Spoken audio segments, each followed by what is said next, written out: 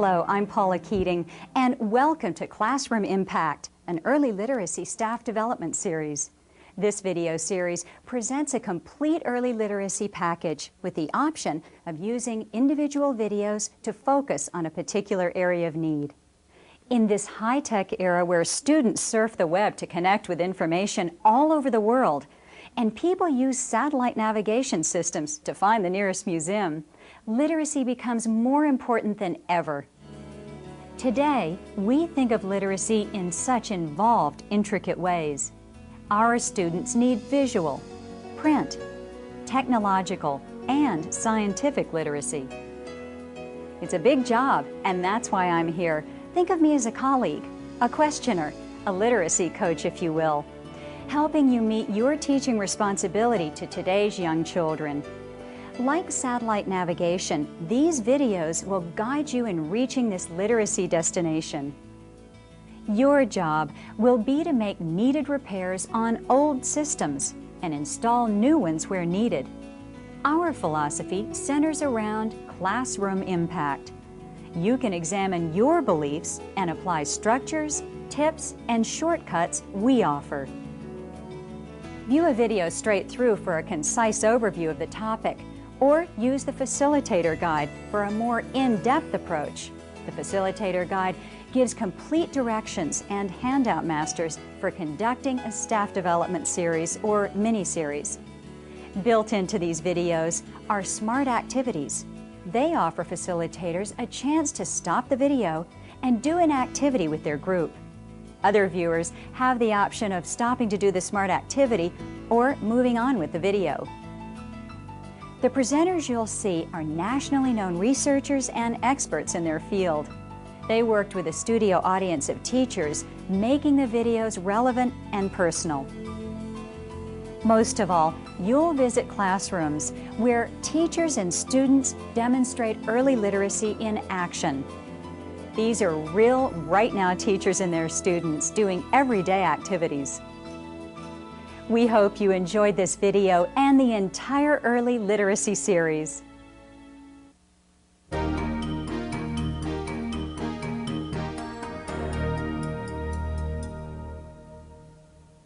In this video, Jim Cummins explores how bilingual education can contribute to building a strong and language-competent society, more capable of functioning effectively in the interdependent global environment of the 21st century.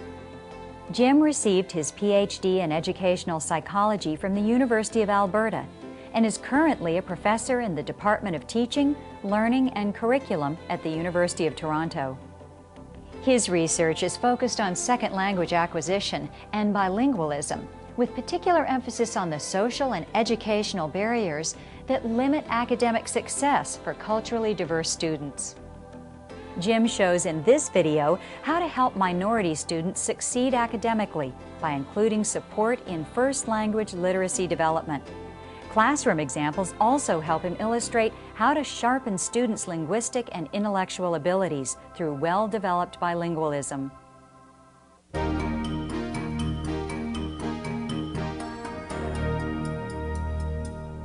I'd like to talk to you today about the education of students for whom English is a second language. These English language learners, or bilingual students, come to school with limited or minimal knowledge of English.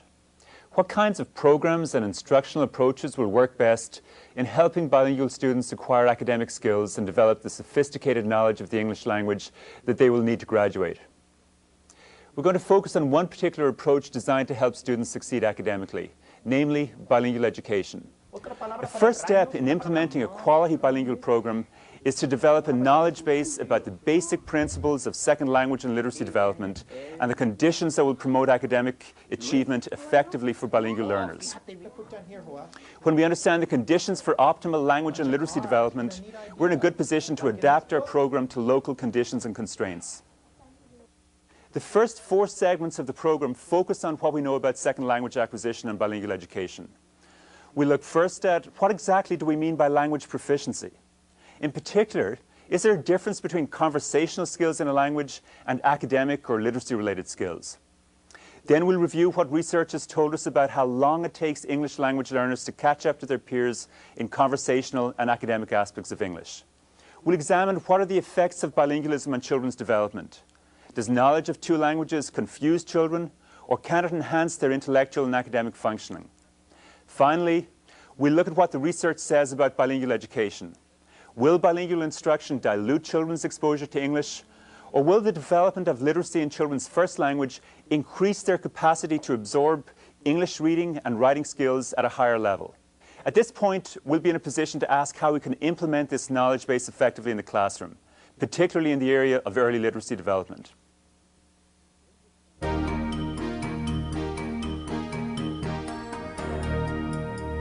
Linguists spend their lifetimes analyzing the extraordinary complexities of human language.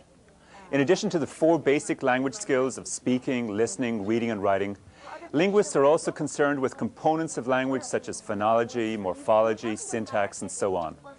Now, most educators don't need to get into the intricate complexities of language to teach effectively. However, when it comes to educating bilingual children, one distinction is crucial. Conversational language is very different from academic language. Some of you may be more familiar with the terms basic interpersonal communicative skills, or BICS for short, and cognitive academic language proficiency, or CALP, which I've also used to talk about conversational and academic aspects of English. To illustrate the difference between conversational and academic language proficiency, just consider what's involved in normal face-to-face interaction and what's required to write a formal essay or a composition. When you speak with a conversational partner, you communicate by gestures, by facial expressions, by intonation, in addition to the words you use. You don't have to plan out large chunks of discourse. You say something and this triggers a response from your conversational partner, and then you respond to that. The conversation goes back and forth. However, when you have to write an essay, you need to plan out everything you want to say in advance. You need to organize it coherently so that one idea flows logically from the other. And then you need to group these ideas into paragraphs and sentences that are appropriate for the intended audience. The language of written text also has to be much more precise and explicit because we can't clarify misunderstandings in the same way we can when we negotiate meaning with a conversational partner who's actually present. Ok, ya sabes cómo se escribe haber, ¿verdad? Puede haber. ¿Y por qué pusiste la I minúscula aquí en el título? Ajá, exactamente. Good for you. Okay. Like, just think about it. Do you know anybody who talks like a book? Now, there probably are some people like this around, but I'm sure they don't have too many friends. The point I want to make here is that the literate language of text is very different from conversational language. Texts typically use less frequent vocabulary and more complex grammar. They involve longer sentences for readers to process than is typically the case with face-to-face conversation. In our classrooms, we must build on the conversational language that bilingual students will often acquire fairly rapidly, but we must always push them gently towards the more abstract and complex language of text. Virtually the only way that students get access to the literate language of text is through books. Ideally, students should be exposed to books in both their languages from the first days in school. Pueden leer conmigo. Esta es una casa grande. Esta es una casa pequeña. Van caminando y van mirando las casas. One interesting aspect of the English language is that most of the high-status literate language of texts comes from Greek and Latin sources, whereas everyday conversational language relies more on Anglo-Saxon sources. Some examples of Greco-Latin words are intelligence, attention, preserve, introduce, abolish, etc. Now, clearly, most of these words also have cognates in Spanish. This gives Spanish-speaking students a huge potential advantage in getting access to the meanings of English text. They can search their internal primary language database and make intelligent guesses at many complex English words. Let's just take one example. The Spanish word for sick is enfermo, which is a cognate for the somewhat archaic word infirm. And not too many people are going to go to their doctor complaining that they feel infirm. However, if you're reading Jane Austen, or many other classic literature pieces in English, you're very likely to come across the English word infirm. This is just one example of how knowledge of literacy in the primary language can be a useful resource for literacy in English. Think about it. Do you know anyone who talks like a book? Well, if you do, I bet you try to move to the other side of the room when that person is in the crowd. Take a moment to list what you heard Jim say about conversational language and print or academic language. If possible, discuss your list with a partner.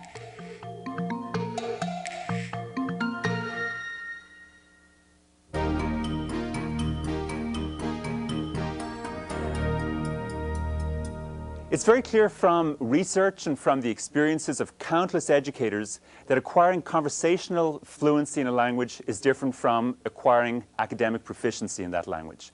Many bilingual students acquire facility in spoken English after about 2 years of intensive exposure, but they take anywhere from 5 to 10 years to catch up academically in English.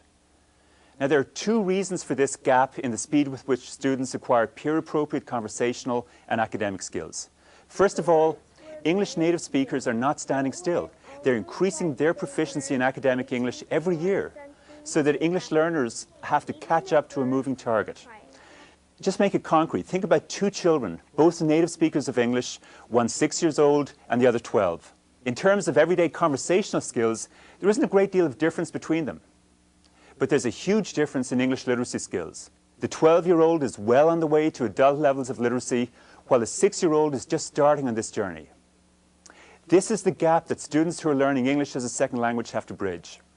The second reason why it takes a considerable period of time for students to come up to great expectations in English academic skills derives from the differences in complexity between conversational and academic language, which we've already discussed. In written language, the clues to the meaning are usually only in the text itself. For example, when a competent reader encounters the word however at the beginning of a sentence, she or he knows immediately that the upcoming sentence is going to qualify what's come before. This allows the reader to predict the meaning that's going to come up in the text, and it greatly speeds up the comprehension process. A less competent reader, or one who's at an early stage in acquiring literate language, is not able to make use of these linguistic clues that are embedded in the text itself. Now, what are the implications for the classroom of the time periods required for second language learners to bridge the gap in academic English?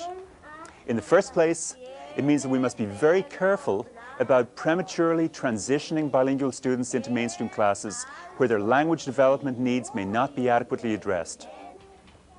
It also means that standardized tests given in English to bilingual students will underestimate their academic abilities and potential for at least 5 years after they start learning the language. It means, too, that we as teachers must employ the most effective instructional strategies to help students accelerate their acquisition of academic English. Bilingual education is one important component of an accelerated approach to acquiring academic English.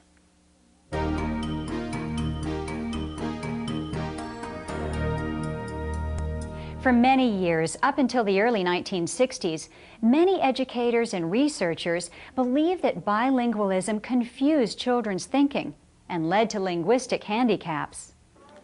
In the past 30 years, convincing research evidence has accumulated showing that becoming literate in 2 languages can increase children's awareness of language and possibly also their intellectual flexibility.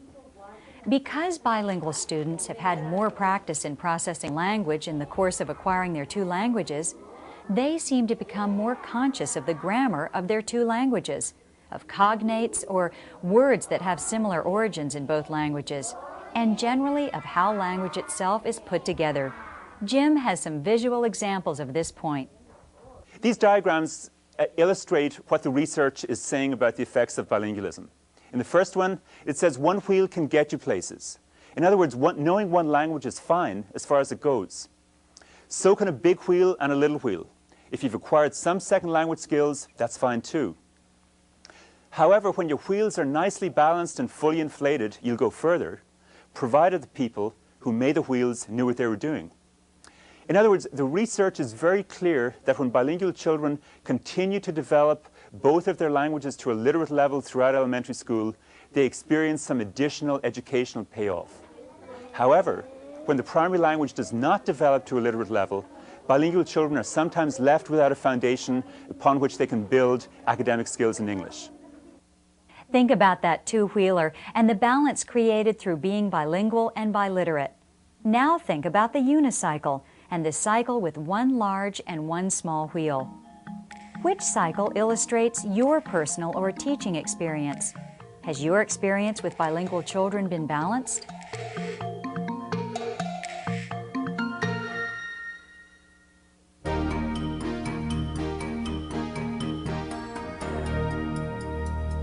Okay, let's look first at what we mean by the term bilingual education. In its broadest sense, the term refers to the use of 2 or more languages of instruction at some point in the student's school career. Clearly, there can be many variations of bilingual education, depending on the amount of instructional time spent through each language, the duration of the program in terms of years, and the goals of the program. For example, is the program designed to develop fluency and literacy in both languages, or is proficiency in English the only goal? Some bilingual programs are intended only for students from language minority groups. Others serve students from the dominant or majority language group, while still others attempt to develop bilingual skills among both language minority and majority students. This third type of program has spread rapidly in recent years in the United States, and it's usually known as a two-way bilingual immersion program, or more simply as a dual language program. When we look across the United States, we find enormous variation in the kinds of bilingual education programs that have been implemented. However, if we look beyond the United States, we might be surprised to find even more variation. In fact, there's hardly a country in the world that does not implement some form of bilingual education program for its students. I myself grew up in Ireland and spent some time as a child in an Irish-English bilingual program, which was designed to teach the Irish ancestral language Gaelic. It was designed to teach this language more effectively than traditional foreign language teaching methods had been able to do. Being immersed in Gaelic was not a problem for me because my home language, English, was the high-status language which is reinforced everywhere in the environment. My sense of identity was never threatened, despite being educated initially through a second language. In a similar way, the success of English background children in a two-way bilingual immersion program, where much of their early instruction is through Spanish or some other language, shows that under some conditions, majority language students can learn successfully through a second language. Now, if we look elsewhere, the most populous country in the world, China, has more than 90 million minority language speakers. And most of the schools serving these populations offer some form of bilingual education. In Europe, students in so-called European schools, which operate in most major cities in the European Union, offer instruction through 4 languages at various stages of student school careers. The goal is to make these students quadrilingual. In Canada, there are more than 300,000 majority language and minority language students in various kinds of French-English bilingual program, designed to promote full bilingualism and biliteracy. Now, clearly, bilingual education is a global phenomenon that's been implemented widely for both majority and minority groups, going back even to Greek and Roman times. The basic research findings from bilingual programs are very clear. First of all, students do not lose out in English proficiency despite spending less instructional time through English. Secondly, there's a strong correlation between the level of literacy developed in students' primary language and the literacy skills they develop in English. In other words, literacy in the primary language provides an academic foundation for more effective literacy development in English. Large-scale national studies by Wayne Thomas and Virginia Collier from George Mason University and by David Ramirez among Spanish-speaking students show clearly that students whose primary language is promoted for part of the instructional day throughout elementary school have better academic prospects than those who are rapidly exited into an all-English program or those who receive no primary language support. These diagrams can help us understand better the arguments that have been made both against and for bilingual education. Those who argue against bilingual education assume that bilingual students' proficiency in their 2 languages are separate. According to this assumption, it makes no sense to try to inflate the second language balloon by blowing into the first language balloon. Now, the problem with this model is that it's contradicted by the research data from bilingual programs all over the globe.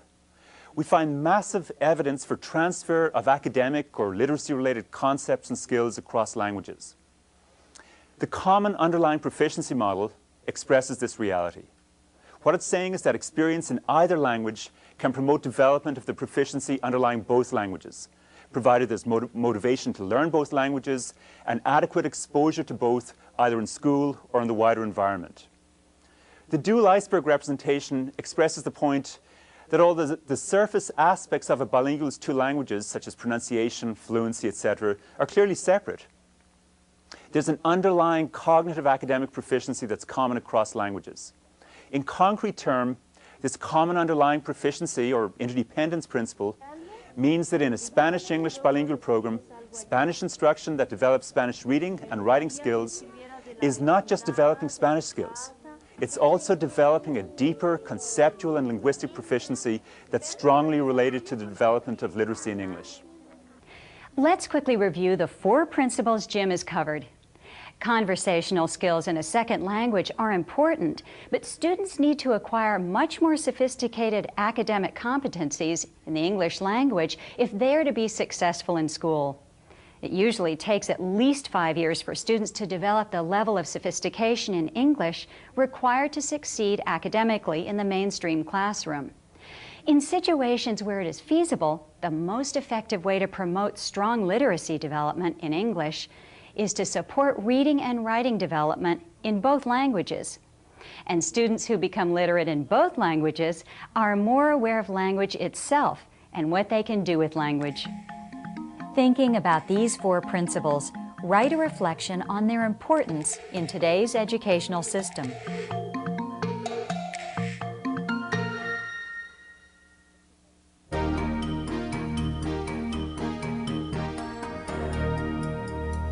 Let's see how this knowledge base works in practice. All of the extensive literature regarding what constitutes an effective bilingual classroom, or any classroom for that matter, can be boiled down to 2 central components. First, we must remember that human interactions are at the heart of schooling. Students will participate effectively in instruction to the extent that they feel a strong sense of respect, trust, and affirmation in their interactions with their teacher. I've used the term negotiating identities to describe this process. When students' sense of self is affirmed and extended through their interactions with teachers, they're much more likely to apply themselves to academic effort and participate actively in instruction. A bilingual teacher who speaks the student's primary language and can communicate effectively with children and with their parents from the first day of school has a big advantage in learning about her students as individuals. This allows her to affirm students' cultural and linguistic background. Well, working with this primary language students is wonderful. What's nice is that you get a variety of cultures in the classroom, and that's really nice to be able to have opportunities to celebrate that. When the kids are writing in their journals at the end of the day, at the end of the period, what we do, the students who conference with me, and they have are doing their special writing, which is they're illustrating their story. They go to the front and they read, they're the authors, so they come and they share their books and they feel so proud of them because there's their own work, their own writing, their own drawings, and that's make it very special for them. At the end of the year, while we do the whole year, we do writer's workshop. At the end of the year, what we do, they choose their favorite book and we make it a hard book cover. And we invite the parents and we invite everybody who could come and they can share their books, they can read it, and they get to vote on their favorite book. And that's something that is very precious for them. They take it home. They don't want to give it away or anything. It's just something they want to keep. In an all-English classroom, teachers have to work much harder to learn about their students and communicate effectively with their parents. It's much more difficult to create a context of empowerment when students' language and culture is excluded from the classroom. Bilingual students develop the confidence to participate actively in becoming literate when they feel that their culture and language are respected in the classroom and when they know that their voices will be heard. You can see this confidence and sense of empowerment in the way these children are participating in instruction. The second crucial component of an effective bilingual program is the amount of two-way communication that's going on between teachers and students and between texts and students. In particular, providing large amounts of time for actual reading of stories and other texts and for writing in a variety of genres is central to accelerating bilingual students' acquisition of academic English. Reading theorist Frank Smith probably expressed it best when he said that the central task for the teacher in the early grades is to help students to become members of what he called the literacy club. When students begin to see themselves and find themselves in the books they're reading, when they share the excitement of books with other children and with adults, they're well on the way to developing strong literacy or cognitive academic skills. Similarly, when students see themselves not just as consumers of information, but as creators of literature, or in Alma Florada's words, as protagonists of their own stories, Then reading and writing become expressions of students' own sense of self, their identities. Said Bossy, I want to move in here with you. En otro, Becerra Antonio, Mónica y Jaime B. Now, despite all the controversy about the effectiveness of different approaches to teaching reading, there's also a considerable amount of agreement among researchers and educators. Linda Fielding and David Pearson synthesized this research on reading comprehension in a very balanced way that I believe most of us could subscribe to. They conclude that to set the stage for students to succeed at reading, teachers can supply ample time for text reading, direct strategy instruction, and opportunities for collaboration and discussion. They suggest that comprehension is not just decoding plus oral language. It's a much more complex process involving knowledge, experience, thinking, and teaching. This implies that if students come from bilingual and culturally diverse backgrounds, we must take special steps to ensure that their background knowledge and experience are brought to bear on what they're reading. Once again, this is clearly easier to do when students are reading in their stronger language. However, in English reading instruction, it becomes even more crucial as a means of making the input comprehensible, since students need all the help they can get to understand the complex language of English text. Here's a simple checklist of components to include in reading lessons in both the primary language and in English for bilingual students.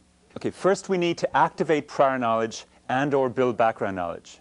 This makes the learning process much more efficient.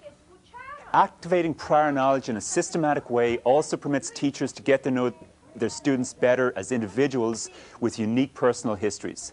It also provides a context where students' personal histories and identities can be acknowledged and validated.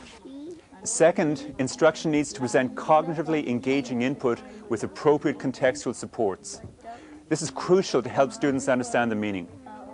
Knowing that I have children who come with other language than English as their primary language, I try to find out what their levels are. In fact, we have testing that assures me that I do, and I try to reach them at that level. I try to have things that involve their whole body, to have total physical response, and as in today, I made sure that my limited English children had things that were appropriate for them, where they had physical hands-on, where if it was a shirt, she had a shirt. If it was a pair of pants, they had the pants. I try to bring in rhythm, lots of music, lots of movement, lots of predictable stories with repetition. Reading is perhaps the most important source of comprehensible input. The language of text is found only in books. The importance of providing ample opportunities for students to read can be seen from the fact that reading scores improve significantly when students take books home to read with their parents. This is true even when the parents themselves are not literate and speak little or no English. The parent involvement is really good, and I've seen it increase more year after year, and parents always want to be here as volunteers in any way that I can use them. And another thing that I do to keep the communication between teacher and parent is to send home a weekly newsletter letting them know what our instruction is for that week and what kinds of things they can be doing at home to help. I've got incentive programs where the parent and the child have to read together, sign something, bring me proof, and they get an award. I have parents at my door every day. They come, they know that they're welcome to come. They don't need to ask me. They can come any day of the week and whenever they want. Okay, the third aspect of this checklist is that we need to provide input to students about learning strategies such as predicting, inferencing, getting the main idea, using graphics to represent the storyline, etc. If we're going to accelerate bilingual students' learning, we must help them become as efficient learners as possible. Anna Uhl-Chameau, one of the pioneers of learning strategy research with English language learners, points out that learning strategies can be taught, and the use of appropriate strategies can significantly improve the achievement of all students. Finally, we need to help students develop a deeper level of comprehension of the text. Alma Florada's four-part framework for critical literacy is helpful here. She points out that in our interactions with students, we need to go beyond the level of literal comprehension, what she calls the descriptive phase. Now, questions asked at the descriptive phase by the teacher relate to information that's directly in the text itself. What happened? What did this character do? When did it happen? How did it happen? Etc. These are the kinds of questions you get typically at the end of basal readers. But if we stay at that level, it's a very superficial level of comprehension. We need to move beyond that. And Alma Florata's second phase is what she calls the personal interpretive phase. And the questions that the teacher might ask at this stage are questions like, have you ever experienced something like this? Have you ever wanted something similar? How did what you read make you feel? Etc. We also need to go beyond this personal interpretive phase. We need to move into the level of higher order thinking. And this is what she calls the critical analysis phase. Questions like, is what this person said valid? Does it benefit everyone alike? Are there any alternatives to this situation? Would people of different cultures, genders, classes have acted differently? How would they have acted? Why? Etc. And notice what happens here when we go past the descriptive phase. Suddenly the teacher is asking questions that she herself doesn't know the answers to. Now the fourth phase that Alma Florata suggests is what she calls the creative action phase. And this involves translating the results of previous phases into concrete action. For example, the class might write a letter to a newspaper, to the mayor, to the president, etc. They could compose creative dramas or stories on particular themes. They could act out the story that they've just read. Okay, in summary, as you can see in the diagram, when we encourage students to relate the text to their own experiences, think critically about the text, and then carry out some creative activities such as role play, dramatization, creative writing, etc., based on the text, we truly deepen and broaden students' comprehension. These are the kinds of academic abilities that bilingual students need to experience in both languages if they're to catch up academically. Using Alma Florata's four-part framework for critical literacy takes planning. For example, you might want to list the questions on charts for the classroom and on small cards for yourself, just until you develop the habit of addressing critical literacy to this extent. Another idea would be to develop an observation checklist for each student, so you can keep track of the level of their contributions to discussion. This checklist would help you plan individual and small group help for those who need more support. Take a moment to plan how you can use this framework for critical literacy in your classroom.